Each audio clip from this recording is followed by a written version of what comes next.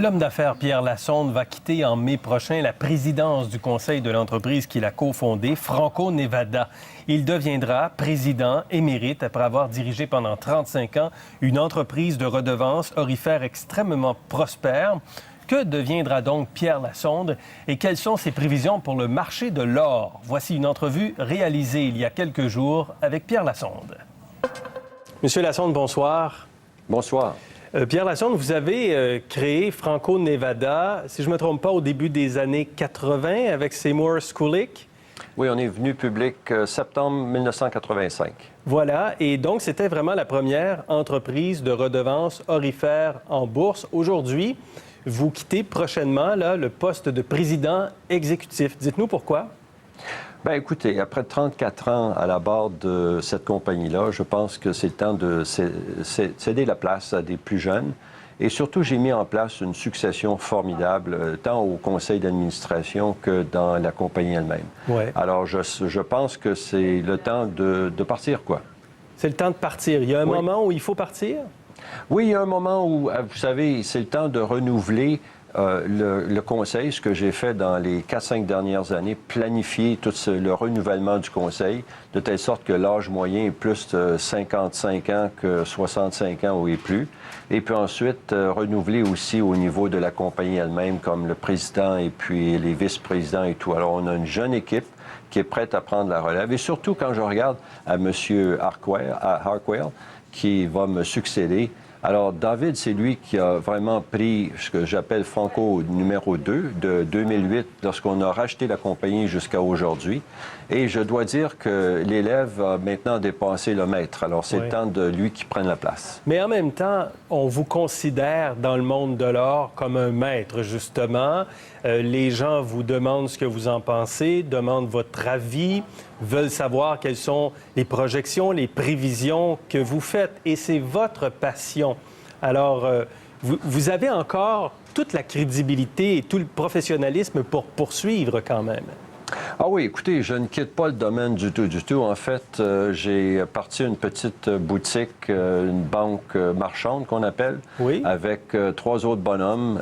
Et puis, on fait de nouvelles transactions. J'ai déjà parti de 2 autres compagnies. Alors, écoutez, je l'ai dans le sang. C'est pas que je vais me quitter. Puis ensuite, on m'a promu, si vous voulez, comme président honoraire. Ça vient en fait d'un mot latin qui veut dire, c'est le temps de partir, mais allez pas trop loin. On veut quand même vous poser une couple de questions pour savoir comment ça va.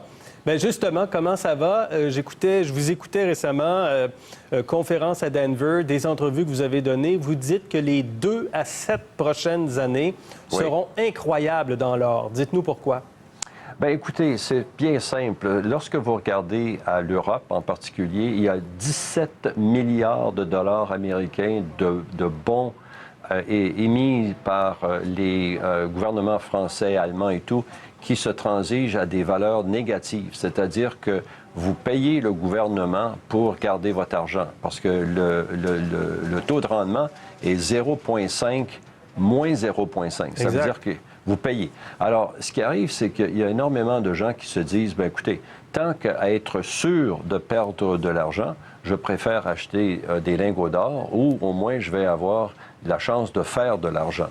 Et ce qu'on voit en Europe et puis dans les grandes familles avec qui ont, si vous voulez, les grandes fortunes, on voit de plus en plus d'achats d'or. Et c'est ce qui fait, par exemple, que l'or ETF, il est à un sommet maintenant qui a seulement été une fois auparavant en 2011. Alors, c'est ça qui bouge le prix de l'or. Et parce que moi, je pense que l'administration américaine veut dévaluer la devise américaine. Alors ça, M. Trump, ça fait déjà 3 ans qu'il en parle. Il n'a pas été capable de le faire, mais un jour, il va réussir à faire. Et ce jour-là, c'est quand les bons de 30 ans du gouvernement américain vont se transiger à une valeur négative. À ce moment-là, vous allez voir 5 000 l'once. Et on sera en récession, vous pensez? Pas nécessairement encore. C'est ça qui est bizarre parce que on met tellement, les banques centrales mettent tellement d'argent dans l'économie que, par exemple, on aurait prédit une récession il y a 3 ans, il y a 2 ans, cette année, et elle n'est pas là encore. Alors, c'est pas sûr qu'il va y en avoir une récession, c'est bien sûr. Mais quand est-ce que ça va être l'an prochain, dans 2 ans, 3 ans? Il n'y a personne qui peut le dire. Et en même temps, les banques centrales sont des acheteurs nets d'or. Pourquoi? Oui, bien, écoutez, en fait, ça, encore là, c'est causé par M. Trump, parce qu'avec avec l'Iran, avec la Russie, avec tous les blocages qu'il fait de l'économie un peu partout, ces pays-là se disent, bien, écoutez, pourquoi nous, on voudrait aider les États-Unis en achetant de leurs devises? Alors, ils se diversifient, et ce qu'ils font, ils achètent de l'or. Ce qui était, en fait, la grande... quand on parle des années 20, 30, 40, 50, les banques centrales détenaient en grande partie de l'or dans leurs réserves. Et dans les années 80, 90, au début des années 2000, ils ont tout vendu, sauf l'Allemagne, l'Italie, mais l'Angleterre, le Canada, ils ont tout vendu. Ouais. La France en a vendu. Et aujourd'hui, bien, les banques centrales de la Russie, la Chine... surtout la Chine, énormément, le Pakistan, enfin, un paquet de banques centrales qui ne veulent plus vraiment se concentrer dans le dollar américain, achètent de l'or. Et ça, avant, ils vendaient 400 tonnes, aujourd'hui, ils achètent 600 tonnes. Mais écoutez, c'est 1000 tonnes de différence dans un marché de 4000 tonnes. C'est énorme. Absolument. Ça a un impact énorme. Et donc, là, vous avez dit 5 000. Je vous ai entendu dire peut-être plus que ça, 12 000, peut-être jusqu'à 25 000 $ d'ici 30 ans pour le prix de l'or. Oui, qu'est-ce qui vous fait dire ça? Oui, je donnais une conférence la semaine passée à Denver parce qu'on voulait C'était le 30e anniversaire de cette conférence-là. Alors, on m'a demandé de faire une rétrospective de 30 ans, ce que j'ai fait.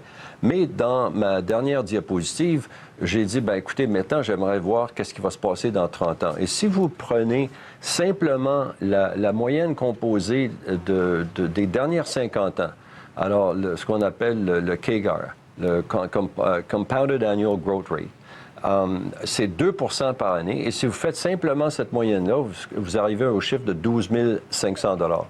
Maintenant, si vous partez en 1989 et vous prenez les 30 dernières années, vous arrivez à 25 000. Et si vous faites une moyenne annuelle, vous arrivez à 5 000. Donc, si vous voulez, la fourchette est entre 5 et 25, avec 12 500 la moyenne. Et ça, je pense que c'est absolument, si vous voulez, j'ai bien l'impression que le 12 500 dans 30 ans, ça ne sera pas, c'est pas se leurrer, ça va être la réalité. Ça va être la réalité parce que les taux d'intérêt vont demeurer bas, parce qu'il y aura plus de leaders populistes, parce qu'il y aura des enjeux politiques importants, parce que l'économie n'ira pas bien? Si vous voulez, parce que les gouvernements impriment énormément d'argent. Oui. Il y a plus de dettes que jamais.